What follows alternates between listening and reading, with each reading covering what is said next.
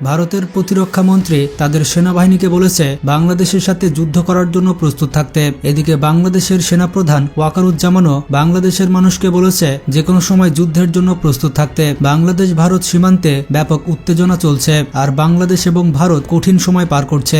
বর্তমান পরিস্থিতি একটি কঠিন পরিস্থিতি, তবে এক্ষেত্রে আরো জটিল বিষয় হচ্ছে বাংলাদেশের সামনে আরো কঠিন পরিস্থিতি আসতে চলেছে। সামনের পরিস্থিতি আরো খারাপ হবে এবং সবাইকে মিলে সেটা মোকাবেলা করতে হবে। বন্ধুরা, এই গুরুত্বপূর্ণ স্টেটমেন্ট কিন্তু আমার নয়, বাংলাদেশের সেনাপ্রধান ওয়াকারুজ্জামান আনুষ্ঠানিকভাবে এটা সবার সামনে বলেছেন। তিনি বলেছেন সামনে আরো কঠিন বিপদ আসছে, এই বিপদকে আমাদের একসঙ্গে মোকাবেলা করতে হবে, সবাইকে প্রস্তুত থাকার জন্য তিনি কিন্তু স্পষ্টভাবে বলেছেন। একটি ফরমাল অনুষ্ঠানে সবাইকে উদ্দেশ্য করে এ কথা বলেছেন ওয়াকারুজ্জামান। দেখুন, বিষয়টা আমাদের বুঝতে হবে, একজন সেনাপ্রধান কি পরিস্থিতিতে এবং কি আশঙ্কায় এমন কথাগুলো বলতে পারেন যে সামনে কঠিন পরিস্থিতি আসছে, আর এটি সবাইকে একসঙ্গে মোকাবেলা করতে হবে। দেখুন, একজন রাজনীতিবিদ রাজনৈতিক প্রেক্ষাপট থেকে বক্তব্য দেন, আর একজন সেনাপ্রধান বক্তব্য দেন তাদের সামরিক স্ট্র্যাটেজি থেকে। অবশ্যই বাংলাদেশের প্রেক্ষাপটে একটি বড় ধরনের ঝুঁকি তৈরি হয়েছে, সেটা হচ্ছে সরাসরি যুদ্ধের সংঘাতের, এবং অবশ্যই এই সংঘাতের যে বড় ধরনের ঝুঁকি রয়েছে সেটা তৈরি হয়েছে ভারত কেন্দ্রিক। আমি আপনাদের ইতিমধ্যে জানিয়েছি ভারত তাদের উত্তর পূর্বাঞ্চলে প্রচুর পরিমাণে সামরিক সমাবেশ ঘটিয়েছে। এই জিনিসটা বাংলাদেশ সেনাবাহিনী তাদের নজরে রেখেছে। দেখুন, এটা ঠিক যে বর্তমানে পাকিস্তান এবং চীনের সাথে ভারতের সীমান্ত বিরোধ চলছে, তবে এটি বাংলাদেশের সঙ্গে কিন্তু নয়। ভারতের সঙ্গে বাংলাদেশের যে 4096 কিলোমিটারের বর্ডার রয়েছে সেই জায়গাটা কিন্তু অনেকটাই শান্ত। বিশেষ করে মেঘালয়ের 443 কিলোমিটার, ত্রিপুরার প্রায় 856 কিলোমিটার এবং মিজোরামের 318 কিলোমিটার, এই বর্ডারগুলোতে কোনো ধরনের ঝামেলা নেই। এমনকি পশ্চিমবঙ্গের সাথে আমাদের যে 2217 কিলোমিটারের বর্ডার রয়েছে সেই বর্ডারও কিন্তু অনেকটা শান্ত। এত কিছুর পরও নজিরবিহীনভাবে যে পশ্চিমবঙ্গের বিমান ঘাঁটি, যেখানে কোনো ধরনের ঝুঁকি নেই, চীনের পক্ষ থেকেও নেই আবার পাকিস্তানের পক্ষ থেকেও নেই, এটা অনেকটা দূরে অবস্থিত, সেই পশ্চিমবঙ্গের বিমান ঘাঁটিতে জরুরি ভিত্তিতে ভারত সরকার ফ্রান্সের তৈরি যে রাফাল যুদ্ধ বিমান রয়েছে সেটি কিন্তু এই জায়গাতে মোতায়েন করেছে। এবং এই বিমান ঘাঁটি বাংলাদেশ সীমান্ত থেকে খুব একটা বেশি দূরে নয়, মাত্র 15 থেকে 20 কিলোমিটার দূরে অবস্থিত। আর এই যুদ্ধ বিমান নিয়মিত কিন্তু টহল দিচ্ছে। অত্যন্ত গুরুত্বপূর্ণ এই বিষয়টিকে কেন্দ্র করে ভারতীয় সংবাদ মাধ্যম দ্য হিন্দু টাইমস পোস্ট করেছে, চীন সীমান্ত থেকে ভারত তার 101 স্কোয়াড্রন থেকে অন্তত 2টি রাফাল যুদ্ধ বিমান পশ্চিমবঙ্গের যে হাসিমারা বিমানবন্দর রয়েছে সেই বিমান ঘাঁটিতে তারা মোতায়েন করেছে।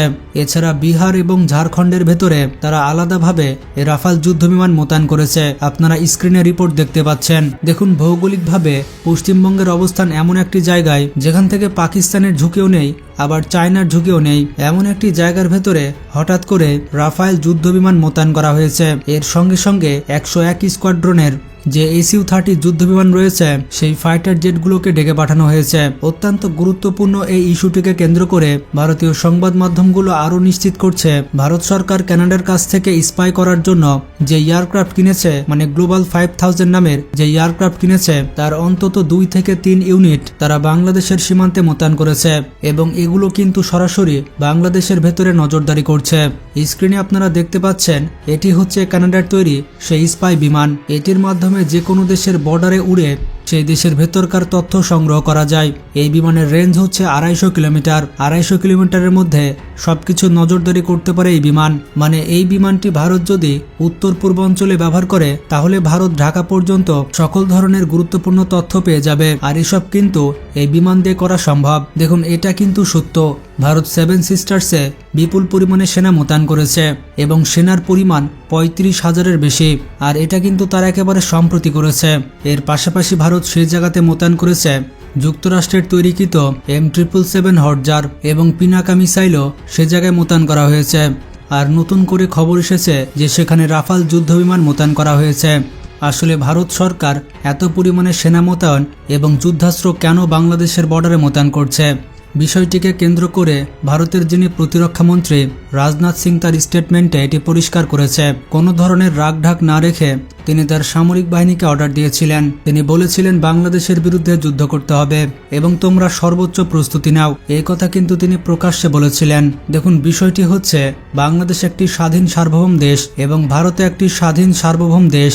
ভারত নিজের দেশের সামরিক শক্তি মোতায়েন করবে এটা একটি ন্যাচারাল বিষয়, কিন্তু সীমান্ত এলাকায় অন্য দেশের যারা সামরিক বাহিনী থাকবে এই জিনিসগুলোকে একটু ভিন্নভাবে দেখেন। দেখুন, সীমান্ত এলাকায় পাহারা দেওয়ার জন্য বা নিজের দেশকে রক্ষা করার জন্য সামরিক শক্তি মোতায়েন থাকবে, তবে সেটা থাকবে অ্যাসল্ট রাইফেল এবং বিভিন্ন ধরনের যে মেশিন গান এবং সাধারণ অস্ত্র দিয়ে। যদি সীমান্ত এলাকায় হেভি কোনো আর্টিলারি সিস্টেম, মিসাইল সিস্টেম বা বড় কোনো যুদ্ধাস্ত্র যেমন যুদ্ধ বিমানের মতো শক্তি মোতায়েন করা হয়, তখন কিন্তু এই জিনিসটাকে যে কোনো দেশ তার থ্রেট হিসেবে মনে করবে। এখন হঠাৎ করে আচমকা যদি সামরিক কোনো পদক্ষেপ নেওয়া হয় তখন কিন্তু প্রতিরোধের কোনো কিছু থাকে না।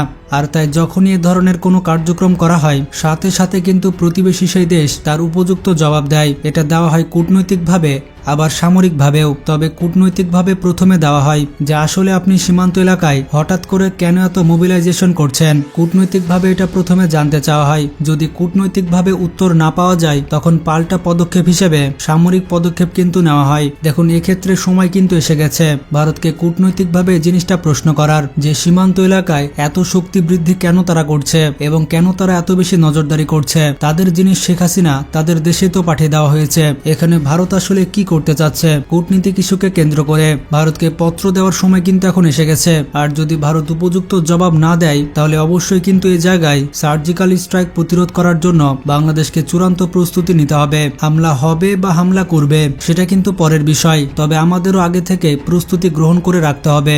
আর এই জিনিসটা কিন্তু সময়ের দাবি। আমাদের যে সেনাপ্রধান রয়েছে তার বক্তব্যে এই জিনিসটা সুস্পষ্ট করা হয়েছে যে সামনে কঠিন বিপদ এবং কঠিন সময় আসছে, যেটা আমাদের একসাথে মোকাবেলা করতে হবে। দেখুন, ভারতের উঠতি এই সীমান্ত এলাকায় যে সামরিক মোবিলাইজেশন মানে সামরিক শক্তি বৃদ্ধির যে বিষয়টা সেটার দিকে নজর রেখে কিন্তু এ ধরনের ইঙ্গিত দেওয়া হয়েছে এবং এই জিনিসটি হেলা ফেলার কোনো বিষয় নয়।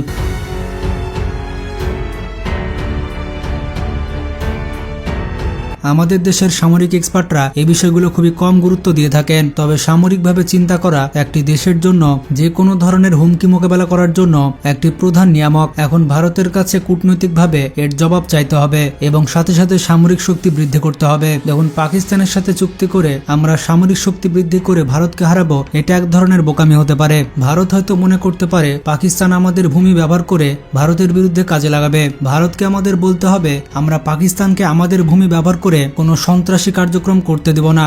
শুধু তোমরা আমাদের দেশে অভ্যন্তরীণ বিষয়ে নাক গলিও না। তুমি আমাদের থেকে দূরে থাকো, আমরাও তোমাদের কাছ থেকে আর পাকিস্তানের কাছ থেকে দূরে থাকবো। কূটনৈতিকভাবে এটার সমাধান হতে পারে। আর যদি চীনকে কেন্দ্র করে উদ্বেগের বিষয় থাকে তাহলে ছাড় দেওয়ার কোনো সুযোগ নেই, কারণ চীনের স্ট্র্যাটেজিক সাপোর্ট ছাড়া বাংলাদেশের দ্বিতীয় কোনো উপায় নেই। জরুরি ভিত্তিতে চীনের সাথে সম্পর্ক বৃদ্ধি করতে হবে, আর এটাই সময়ের দাবি। তো যাই হোক, বাংলাদেশ ভারতকে কেন্দ্র করে আপনার কি ব্যক্তিগত মতামত সেটি কমেন্ট করে জানাতে পারেন। গুরুত্বপূর্ণ এই ভিডিওটি বন্ধু বান্ধব এবং আত্মীয় স্বজনদের কাছে শেয়ার করে তাদেরকে জানার সুযোগ করে দিন।